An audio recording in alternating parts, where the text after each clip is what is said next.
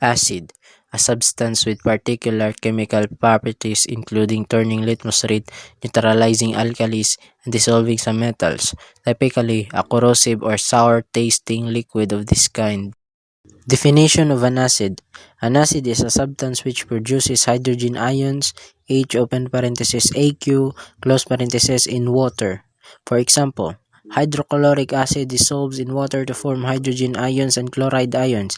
HCl open parenthesis AQ close parenthesis to H open parenthesis AQ close parenthesis plus Cl open parenthesis AQ close parenthesis. It is the hydrogen ions which turn blue litmus to red and give acids their characteristics properties. Classification of acids. A strong acid. A strong acid is an acid that is completely ionized in water. This means that all molecules become ions in water. Examples of strong acids are sulfuric acid, hydrochloric acid, and nitric acid. Weak acid. A weak acid is an acid that is only partially ionized in water.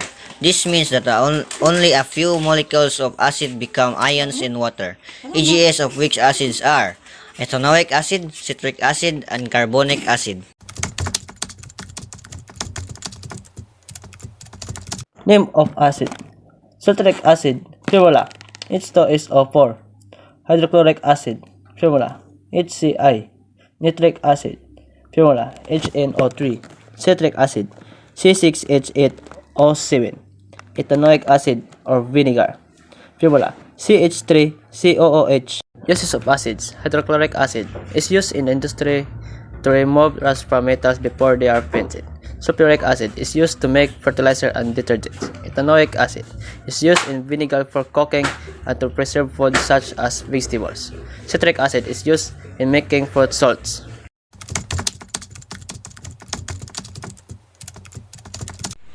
Reaction with acid. Number 1. Base. 2. Water. 3. Metal. 4. Carbonate. 5. Metal orange. 6. Metal oxide. Acid-base reaction. Acid-base reaction, when an acid and a base are placed together, they react to neutralize the acid and base properties, producing a salt. The H plus cation of the acid combines with the OH minus anion of the base to form water. The compound formed by the cation of the base and the anion of the acid is called a salt.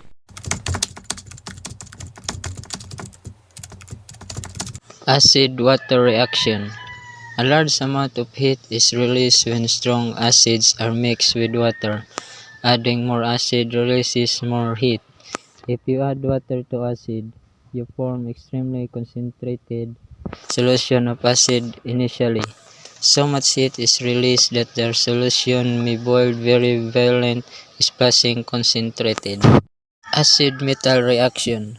Acids will react with the reactive metals such as magnesium and zinc to make a salt and hydrogen. The hydrogen causes bubbling during the reaction. It can be detected using a light splint which causes the gas to burn with squeaky pops.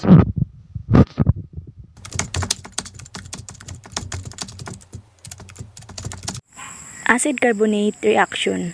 The reaction of carbonates with acid follow a very similar pattern to their reaction with metals. The same salt is produced as with the reaction with a metal. However, instead of hydrogen gas being involved through water and carbon dioxide gas are formed. Acid metal orange reaction. Indicator colors in a solution becoming less acidic. Metal orange move from red to orange and finally to yellow with the reverse occurring for a solution increasing in acidity. The entire color change occurs in acidic condition and acid.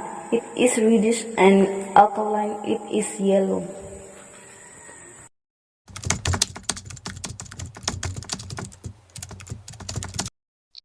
Acid metal oxide reaction. The reaction between a metal oxide and an acid produces a salt and a water. The resulting mixture is warm. The kind of salt produced is dependent on the specific acid used. Metal oxide plus acid to salt plus water. Base. In chemistry, bases are substances that in aqueous solution are slippery to the touch, taste astringent, change the color of indicators. Example, turn red litmus paper blue, react with acid to form salts, promote certain chemical reaction, base catalysis.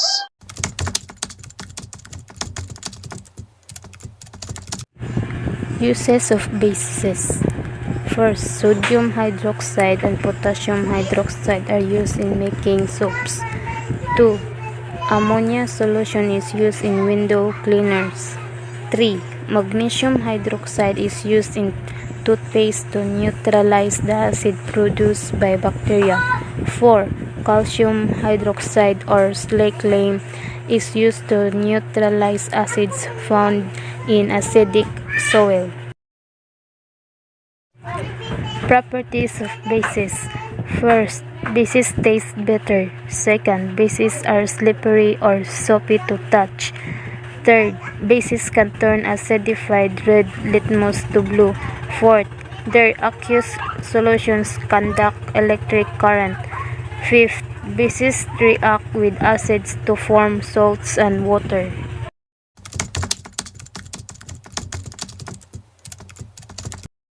There are three major parts of reaction with base. One is metal, two water, three phenolphthalein. Weak bases. A weak base is a basic chemical compound that can release ions in less amount. Common example of weak base is NH4OH.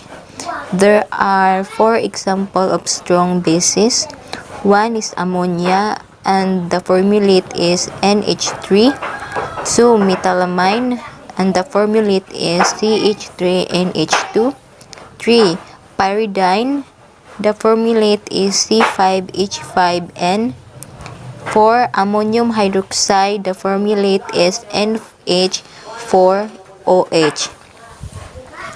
Classification of bases. A strong base is a basic chemical compound that can release hydrolyl ions in maximum amount. Common example of strong bases include hydroxides of alkaline metals and alkaline earth metals like NaOH and AlHOH2. There are 8 examples of strong bases. Potassium hydroxide and their formulate is KOH. 2. Barium hydroxides and the formulate is BaOH2. 3. Cesium hydroxide and the formulate is CSOH. And number 4 is sodium hydroxide. The formulate is NaOH. Number 5 is strontium hydroxide. The formulate is SrOH2. Number 6 is calcium hydroxide. The formulate is CaOH2.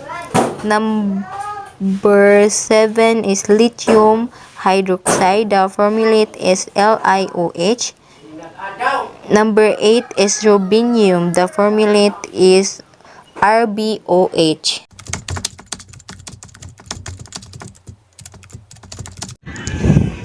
Base metal reaction. Bases react with metals to give a metal's 8 salt with hydrogen gas.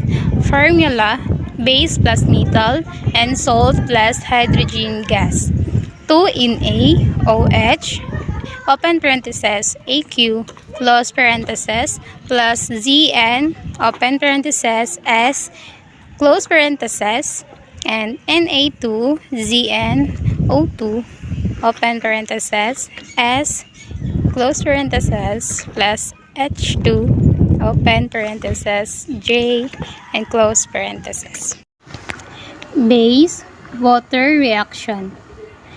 There are also bases that do not contain a hydroxide ion but never less react with water, resulting in an increase in the concentration of the hydroxide ion. An example of this is the reaction between ammonia and water to produce ammonium and hydroxide. Base phenolphthalein reaction. Phenolphthalein is often used as an indicator in acid-base titrations. For this application, it turns colorless in acidic solutions and pink in basic solutions. Phenolphthalein is slightly soluble in water and usually is dissolved.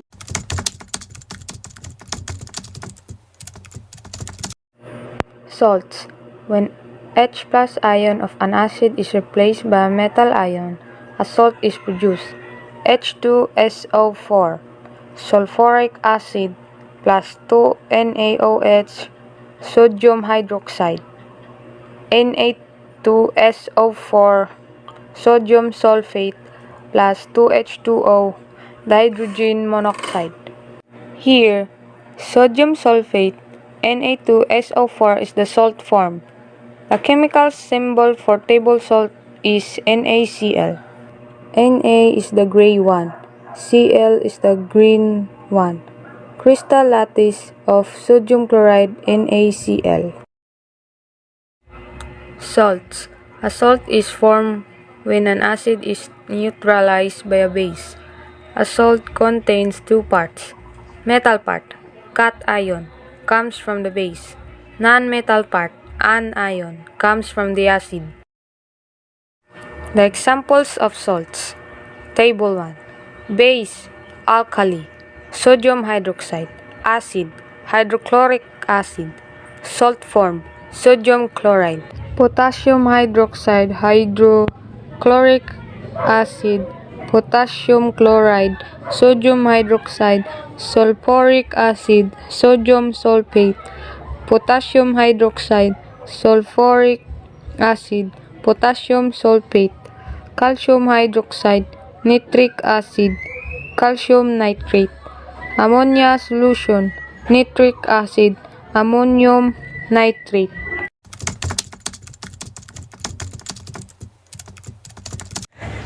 Uses of salts. Sodium chloride is used as table salt and to preserve meat and vegetables. Sodium chloride is electrolyzed to obtain sodium and chlorine in the industry. Ammonium nitrate and ammonium sulfate are used as plant fertilizers. Magnesium sulfate, commonly called Epsom salt, is used as a bath salt. Properties of salts. First, most of the salts are crystalline solid. Second, salts may be transparent or opaque. Third, most of the salts are soluble in water. Fourth, is solution of salts conducts electricity. Fifth, salts conduct electricity in their molten state also. 6. The salt may be salty, sour, sweet, and bitter. 7. Neutral salts are odorless. 8. Salts can be colorless or off-colored. Classification of salts. There are different kinds of salts. These include: first, normal salt. The hydrogen ions of the acid are completely replaced by metallic ions. Examples are NaCl or sodium chloride, CuSO4 or copper sulfate, KNO3 or potassium nitrate, and CaCO3 or calcium carbonate. Normal salts are electrically neutral. Second is acid salt. The salt still has hydrogen atoms from an acid which can further be replaced by metallic ions. Examples include NaHSO4 or sodium hydrogen sulfate, NaHCO3, or sodium bicarbonate. Third is basic salt. The salt contains hydroxide together with metallic ions and negative ions from an acid. Examples are basic zinc chloride, ZnOHCl, basic magnesium chloride, and etc.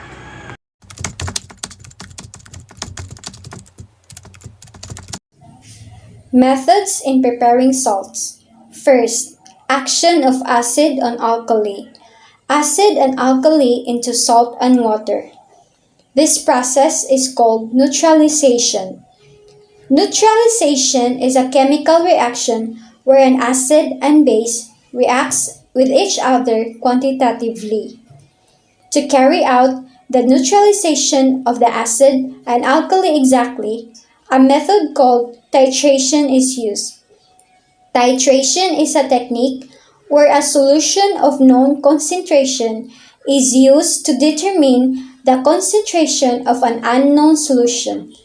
The salts listed in Table 1 can be prepared by the titration method. Second, action of acid on insoluble base. When acid and base neutralize, it will produce salt and water. This method is used for bases which are insoluble in water. Examples of salts prepared by this method. When copper sulfate from copper oxide and sulfuric acid. CuO or copper oxide, which is the acid. H2SO4 or sulfuric acid, which is the base. When they neutralize, it will produce CuSO4 or copper sulfate and H2O or water. Other example, zinc chloride from zinc oxide and hydrochloric acid. ZnO or zinc oxide, which is the acid. 2HCl or hydrochloric acid, which is the base. When they neutralize, it will produce ZnCl or zinc chloride and H2O or water. Neutralization reaction. Neutralization reactions produce water and a salt. When acid and base neutralize, it will produce water and salt. The salt forms from an anion from the acid and a cation from the base. In the word anion from the acid means are ions that are negatively charged and it has more electrons than protons. And also in the word cation from the base means are ions that are positively charged which has more protons than electrons. Example, when acid HCl-AQ or hydrogen chloride AQ. AQ is the short term of aqueous that indicates that the substance is dissolved in water. Base NaOHAQ or sodium hydroxide. When they neutralize, it will become sodium chloride or NaClAQ and H2O or water. Other example, H2SO4AQ or sulfuric acid and 2KOHAQ or potassium hydroxide. When they neutralize, it will become potassium sulfate or K2SO4AQ and water 2H2O.